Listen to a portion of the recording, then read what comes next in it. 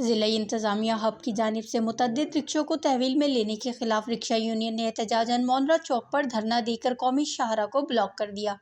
Union والوں کا کہنا تھا کہ انتظامیہ ہر 15 دن کے بعد ہمارے رکشوں کو پکڑتی ہے، چالان کرتی ہے۔ ہم رکشوں کو قانونی ضابطے میں لانے کے لیے تیار ہیں، مگر انتظامیہ خود عمل درآمد نہیں کر رہا۔ اب روزانہ رکشوں کو تحویل میں لینا، خواتین مسافروں کو تنگ کرنا کہاں کا انصاف ہے؟ ان کا کہنا تھا کہ ہب میں ٹریفک جام کی وجہ صرف رکشے نہیں ہیں، شہر میں کبھی آپ نے سنا کہ فارچونر گاڑی کا چالان ہوا ہے؟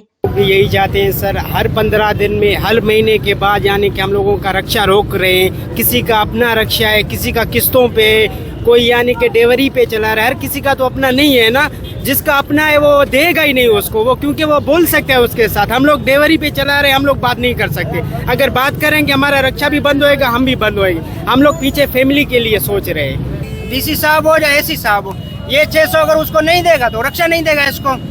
اور دوسرا ابھی جو خرچہ چل رہا ہے، اگر چالان کا ہوا پھر بھی یہ ڈرائیور غریب بھرے گا۔